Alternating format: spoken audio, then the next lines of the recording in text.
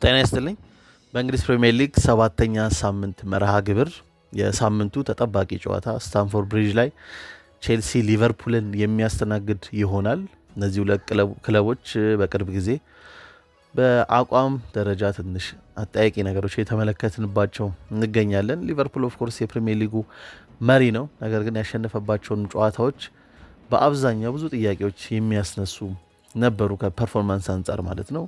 የመጨረሻ ደቂቃዎች ግቦች ያስፈልጉት ነበር። አብዛኛው 2-0 መርቶ 2 ግቦች ተቆጥሮበት አስጨናቂ ሁኔታ ድሎች ያስመዘገበበት ነበር።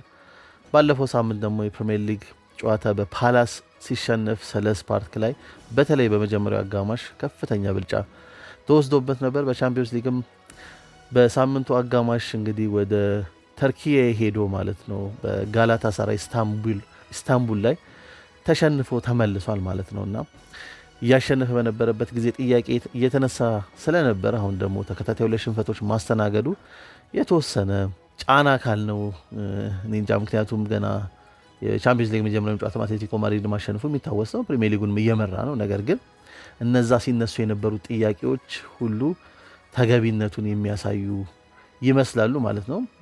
ወደ ቼልሲም ስንመጣ ቼልሲም በሚያሸንፍበት ጊዜም ብዙ ጥያቄዎች የሚያስነሱ ፐርፎርማንሶች ነበሩ። ምናልባት የዌስትሃምን ጨዋታ አውጥተን ሌሎቹን ጨዋታ ብንመለከት ከመጀመሪያው የፓላስ ጨዋታ ጀምሮ ማለት ነው ከፐርፎርማንስ አንጻር ብዙ አጠያቂ ጉዳዮች ነበሩ ማለት ነው። በተለይ ደግሞ ያለፉት 3 የፕሪሚየር ሊግ ጨዋታዎች ላይ ድል ማድረግ አልቻለም። ያለፉት 2 ጨዋታዎች ደግሞ ሽንፈት አስተናግደዋል፣ በዩናይትድ እና በብራይተን ማለት ነው። ከዛም ባለፈ ደግሞ ተከታታይ ያለፉት 3 ጨዋታዎች ላይ ደግሞ የቀይ ካርድ ሰለባም ሆኗል ማለት ነው። የዲሲፕሊንም ጉዳይ ጥያቄ ውስጥ የሚገባ ነው ማለት ነው። በሁለቱ የፕሪሚየር ሊግ ጨዋታ በሳምንቱ አጋማሽ ደግሞ ቤኔፊካን ስታንፎርድ ብሪጅ ላይ አስተናግዶ 1-0 ባሸነፈበት ጨዋታ በመጨረሻ ደቂቃ ላይ ጆዋ ፔድሮ በቀይ መውጣቱ የሚታወስ ነው፣ በሁለት ቢጫ ካርድ ማለት ነው። ከዲሲፕሊን ጋርም የተወሰነ ጥያቄ የሚያስነሳ ነው። ግን አጠቃላይ ፐርፎርማንስ ዋይዝም ከተመለከትን ቡድኑ ብዙ ጥያቄ የሚያስነሳ ነገሮች ተመልክተናል። አሰልጣኙም ላይ ቡድኑ በአንድ ተጫዋች ሲጎልበት በተለይ ዩናይትድ ጨዋታ ላይ የወሰነ ውሳኔ ብዙ አይነት እንግዲህ ነገሮች ሲነሳ እናስታውሳለን ማለት ነው። በእነዚህ አይነት ሁኔታ ውስጥ ሆኖ ነው እነዚህ ክለቦች የዛሬውን ጨዋታ የሚያደርጉት። ይሄ አይነት የተወሰነ የውጤት ማጣት ጫና ውስጥ ለመውጣት የሚደረግ ነው። ኦፍኮርስ ቼልሲ ባለፈው በአጋማሽ ላይ በቻምፒዮንስ ሊግ ድል ማድረግ ችሏል። ነገር ግን ፕሪሚየር ሊግ ላይ ተከታታይ ጨዋታዎችን ድል ማስመዝገብ አልቻለም። ሊቨርፑልም ባለፈውን ፕሪሚየር ሊግ ጨዋታ ላይ ሽንፈት አስተናግዷል። ስለዚህ ተከታታይ ጨዋታ ሽንፈት ሊያስተናግድ የሚችልበትን ጨዋታ ሆኖ ነው እንግዲህ ወደ ብሪጅ የሚመጣው ማለት ነው። ነገር ግን ስለ ሊቨርፑልና ቼልሲ ስናወራ በነገራችን ላይ ከ2000 እንደ አውሮፓውያን አቆጣጠር ከ2000 ጀምሮ በእንግሊዝ ቡድኖች ታሪክ ማለት ነው በሁሉም ውድድሮች ብዙ ጨዋታዎችን እርስ በርስ ያደረጉ ሌሎች ክለቦች የሉም እንደ ሊቨርፑልና ቼልሲ። ሊቨርፑልና ቼልሲ ከ60 በላይ የሚሆኑ የእርስ በርስ ግንኙነቶች በሁሉም ውድድሮች አድርገዋል ማለት ነው። በቻምፒዮንስ ሊግ፣ በፕሪሚየር ሊግ፣ ኤፍኤ ካፕ፣ ካራባኦ ካፕ ወይም ካርሊንግ ካፕ፣ ሊግ ካፕ የምንለው ማለት ነው።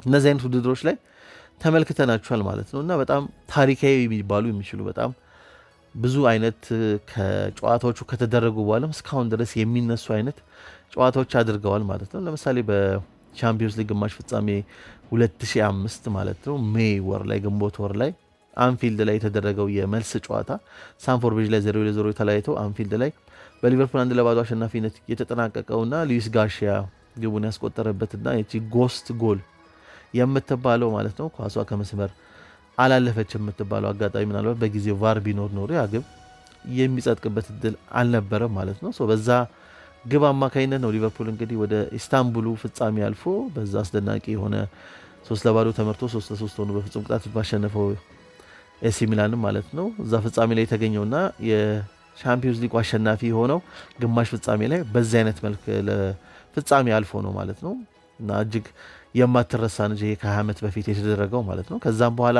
በተመሳሳይ ቻምፒዮንስ ሊግ 2008 ኤፕሪል ወር ላይ ሚያዝያ ወር ላይ ቼልሲ 3-2 ያሸነፈበት ጨዋታ ላይ ሌላኛው በጣም አስደናቂ ጨዋታ ነበረ።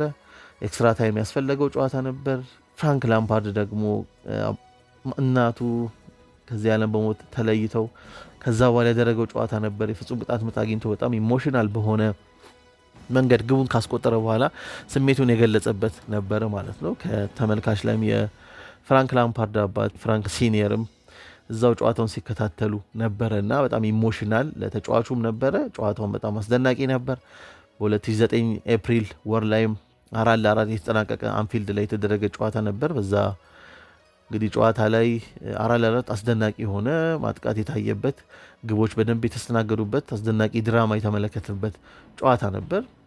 ያ ውድድር ያ ሲዝን ማለት ነው ቻምፒየንስ ሊግ ግማሽ ፍጻሜ ቼልሲ አልፎ ያው ከባርሴሎና ጋር ተለያይቶ ሌላ ድራማዊ የሆነ ግማሽ ፍጻሜ ተመልክተን ብዙ ያነጋገረ የዳኝነት ውሳኔ የተመለከትንበትና ፋይናሊ ባርሴሎና ለፍጻሜ አልፎ ከዩናይትድ ጋር ተገናኝቶ ዩናይትድን አሸንፎ ሻምፒዮን የሆነበት ሲዝን ማለት ነው። እሱም የሚጠቀስ ነው። ሌላኛው ደግሞ ምናልባት የቼልሲን እንግዲህ አውሮፓ ላይ ኤሊት ክለብነት ታሪክ የቀየረው አጋጣሚ ኦፍኮርስ ሮማን አብራሞቪች በ2003 ክረምት ላይ ክለቡን ከገዛው በኋላ ነው።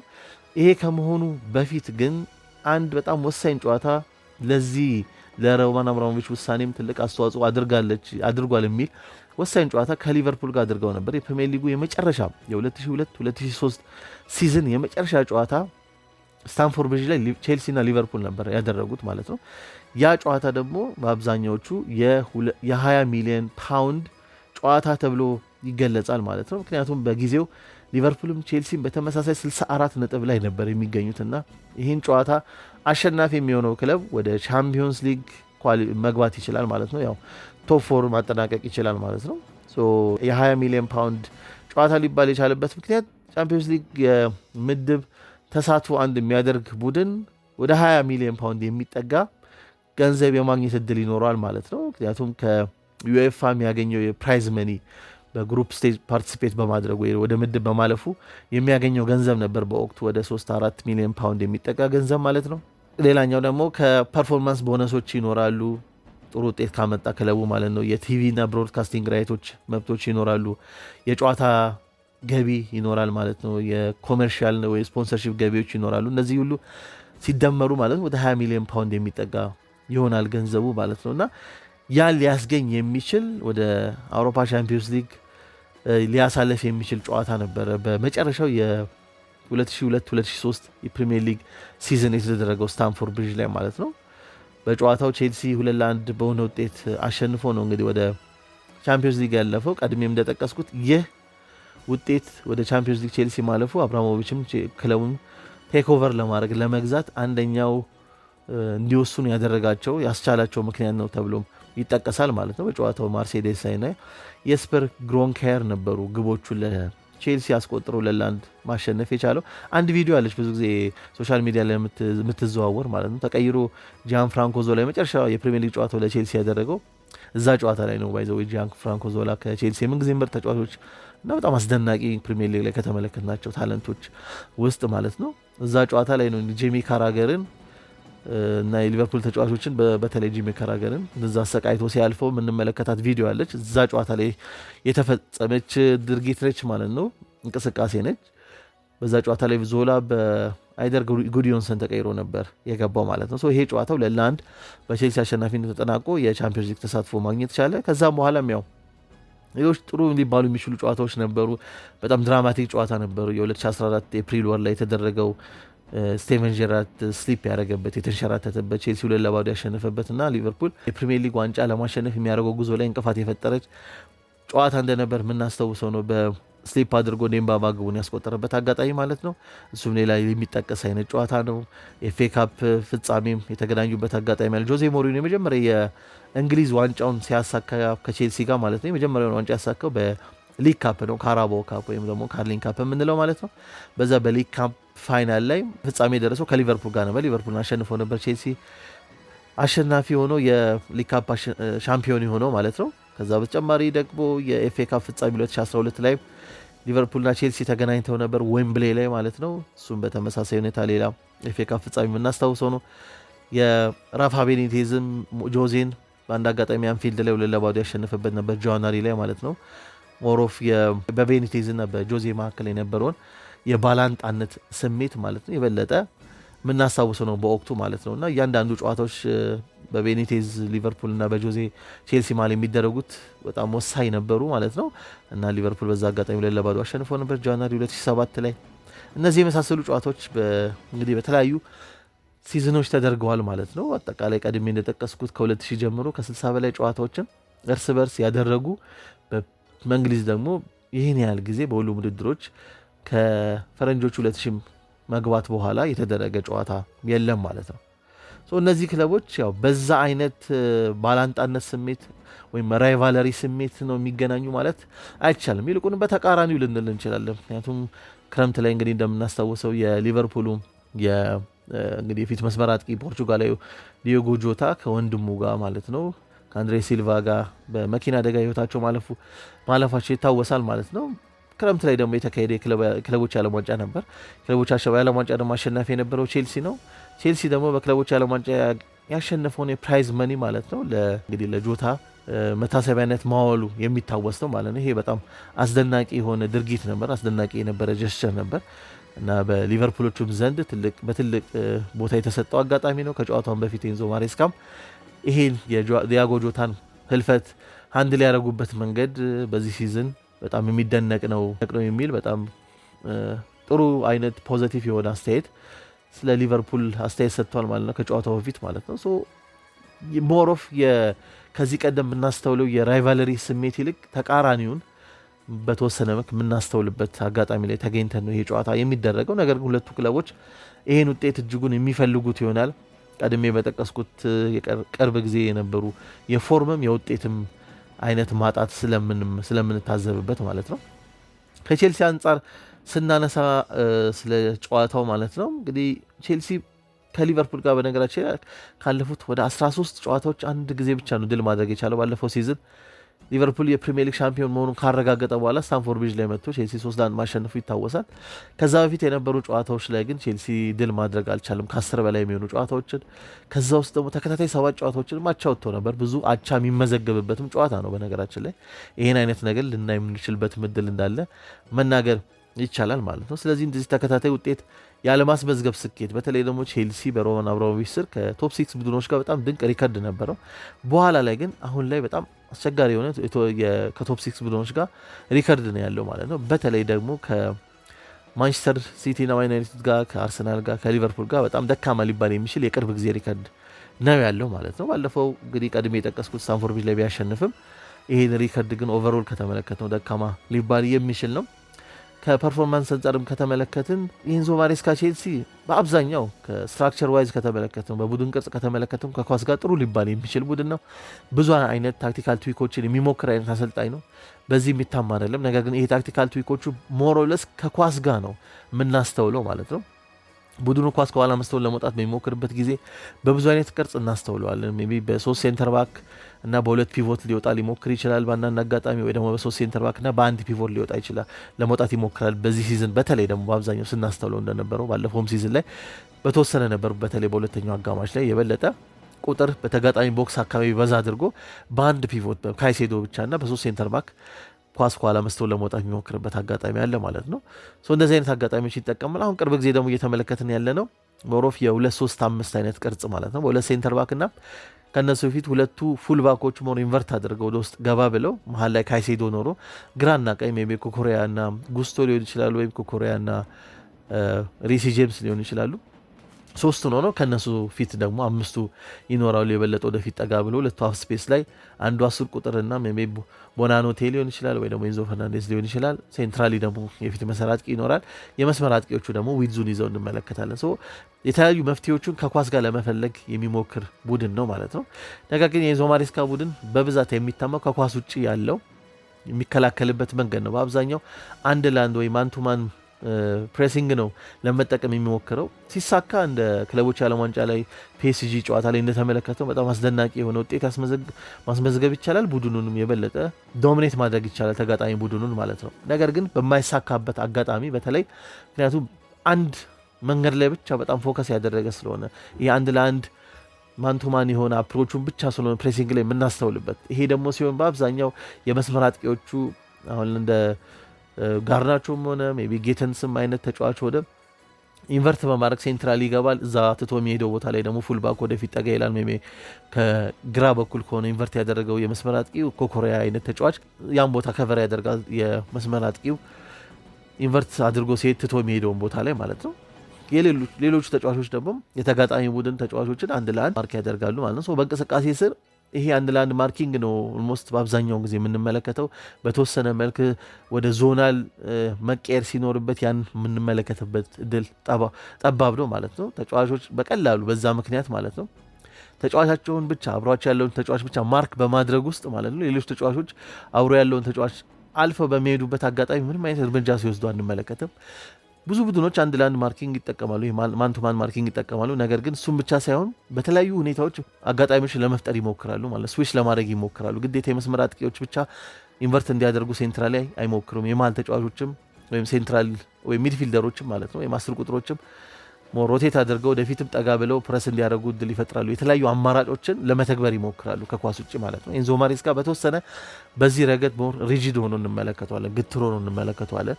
ከኳስ ጋር ያለውን ትዊኮች ወይም የተለያዩ አቀራረቦች ከኳስ ውጭ ያለው መከላከል ላይ ብዙ ጊዜ ሲተገብሩ አንመለከትም። በዛም ምክንያት ቡድኑ የበለጠ ሲጠቃ እናስተውላለን ማለት ነው። በተለይ ደግሞ አሁን አንድ ተጫዋች በሚጎልበት ጊዜ ይህንን ለመተግበር በጣም አስቸጋሪ ያደርገዋል ማለት ነው። ቡድኖች በተሻለ አቅም ከኳስ ውጭ ሞር ኮምፓክት መሆን ይጠበቅባቸዋል።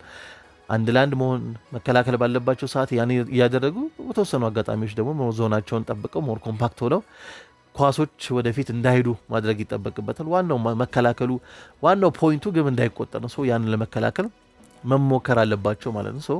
ብዙ አይነት መንገዶችን መጠቀም ይገባል። ይህን ነገር አናስተውልበትም ብዙ ጊዜ ኤንዞ ማሬስካ ላይ ከኳስ ውጭ ማለት ነው።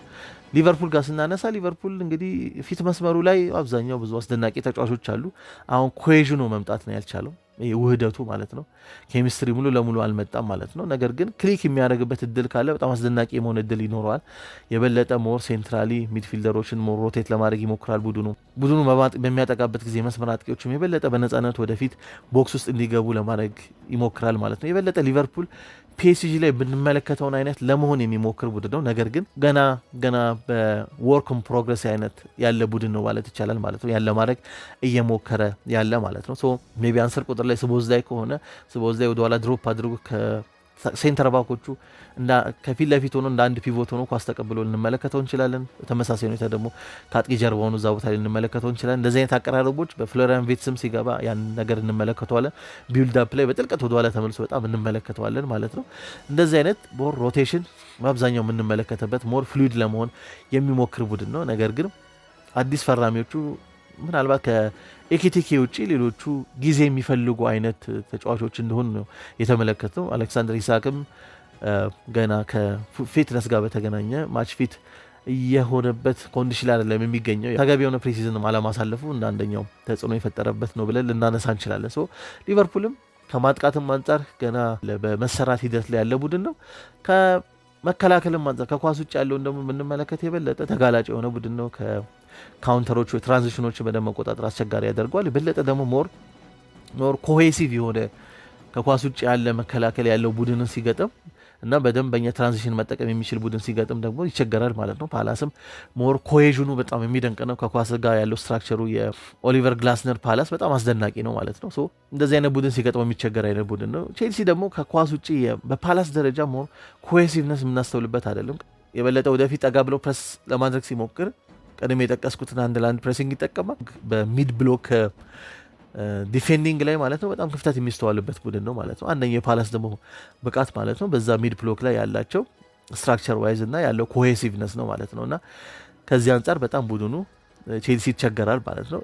ያን ፓላስ አይነት ወይ ደግሞ ሌሎችን ስትራክቸር ዋይዝ የሚሰጠውን አይነት ነገር ቼልሲ ማስጠት የማይችል ከሆነ ሊቀጡ የሚችሉ በጣም ድንቅ ተጫዋቾች ስብስብ ውስጥ አሉት ሊቨርፑል ማለት ነው። ሜቢ በዛው ጨዋታ ላይ ኢኪቲኬ አይነት ተጫዋች ላይኖር ይችላል። ኦፍኮርስ አሊሰን አይኖርም ተብሏል። ማራሽቪሊ ነው ጨዋታው ላይ የሚኖረው። ነገር ግን ስቲል አሌክሳንደር ኢሳክ ኤኒ ታይም አቅሙን ሊያገኝ የሚችልበት እድል እንዳለ መናገር ይቻላል። ሌሎች አስደናቂ ተጫዋቾች አሉ። ፍሎሪያን ቪርትስ ገና ሊጉን ለመላመድ እየሞከረ ነው፣ ግን ታለንት ዋይዝ የሚታማ አይነት ተጫዋች አይደለም። ኤኒ ታይም የሆነ ነገር ሊፈጥር የሚችል ተጫዋች መሆኑን መዘንጋት የለብንም። ሰዎች ላይ ድንቅ የሆነ ሲዝን ጅማሮ ነው እያደረገ ያለው ሰው በስብስብ ረገድ ግራቨንባች አለ፣ ሌላ የተሟላ አስደናቂ ተጫዋች 6 8 10 መሆን የሚችል አይነት ተጫዋች በተደጋጋሚ ይህንን እገልጸዋለሁ ማለት ነው። አስደናቂ ፉትወርክ ያለው ጥሩ ኢንተርሰፕተር የሆነ ከኳስ ጋር አስደናቂ ድሪብለር የሆነ ኢንዲቪጁዋልስ አሉት በደንብ ማለት ነው ቡድኑና ሊቀጡ የሚችሉ ስብስብ ያለው ነው። ግን ቼልሲ እነዚህ ነገሮች አቮይድ የሚችልበትን መንገድ ማድረግ ካልቻለ አስቸጋሪ ነው የሚሆነው። በነገራችን ላይ በትናንትናው ምሽት ቼልሲ ስታንፎርድ ብሪጅ ላይ ትሬኒንግ እንደሰራ ተመልክተናል ማለት ነው። ሪፖርቶችን የበለጠ ሞሮፍ ስትራክቸራል የሆኑ ትሬኒንጎች ሊሆኑ እንደሚችሉ ነው የሚጠበቁት። ያው ሜዳው ስታንፎርድ ብሪጅ ላይ ነው ጨዋታው የሚደረገው። ስለዚህ ከቡድኑ ቅርጽ አንጻር ትክክለኛ የሚጫወትበት ሜዳ ላይ ማለት ነው የመጨረሻ ልምምድ እንደሰራ ተገልጿል ማለት ነው።